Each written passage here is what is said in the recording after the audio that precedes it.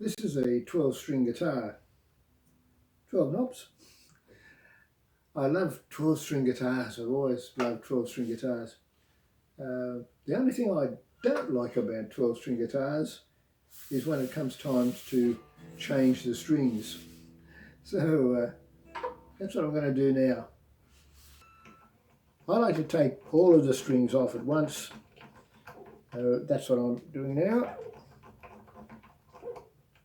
Some people maybe find it easier to take off one and then replace one, but if we take all of the strings off, you can treat the fingerboard, oil the fingerboard, that sort of thing, and also it allows me to get inside the sound hole and seat the strings a little bit better too if there's problems down there, which I'll show you in a minute when we get to there.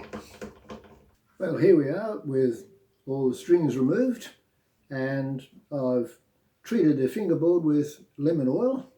Basically just spray it on a cloth and rub it into the fingerboard.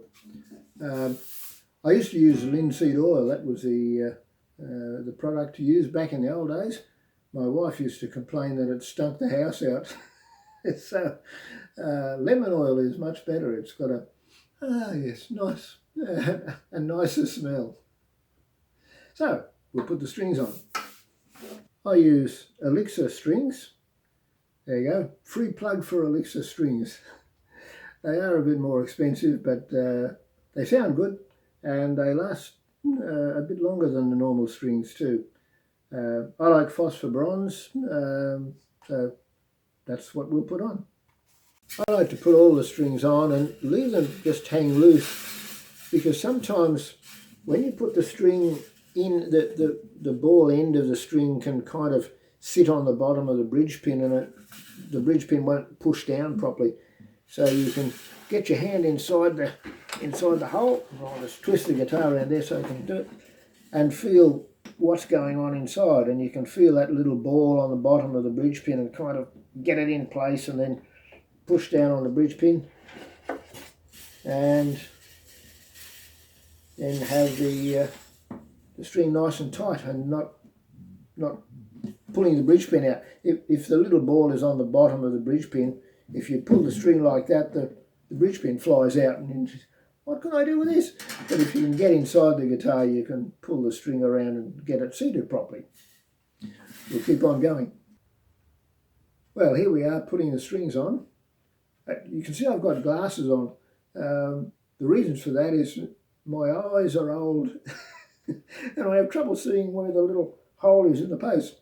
So yeah, so taking that through, leaving about that kind of hand width, you probably can't see that, hand width, that sort of area, enough so that when you wind it on, there are maybe 4 or 5 turns around the post of the thin string and 2 or 3 of these thicker strings. So we just wind that on. You can get one of these things to go in an electric drill, which I had at one point, but if you're not quite that lazy, you can do it by hand anyway. And just kind of get it roughly. Now, don't leave the ends of the strings all bunched and curled around like a big circle. That looks very untidy.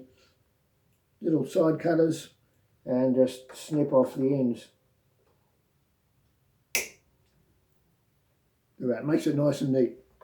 Okay, all the strings are on, nice and neat up the end. Now comes the fun part of tuning it. What I like to do is to tune what you might call the ordinary strings, the strings that you'd find if it was a 6-string, so the ones that are normally tuned, which is really the bottom of each pair. Get that in tune, so we'll get that string in tune. And then if you've got an ear for octaves, then tune the other one, the thin string beside it, until it's an octave higher. So in this case, I'll tune that top string. You can hear that sort of,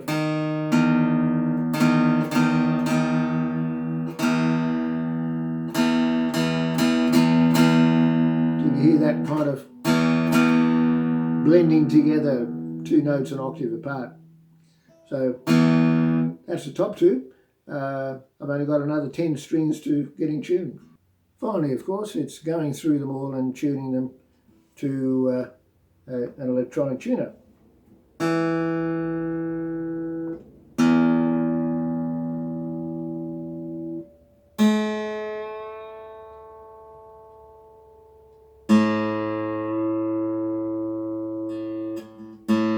Kind of checking them as you go to just make sure that they do sound that octave apart.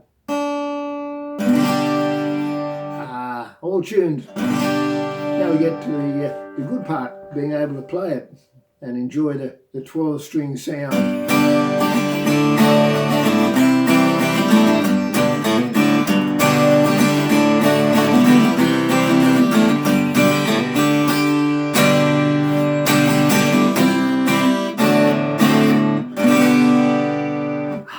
Love it, love it.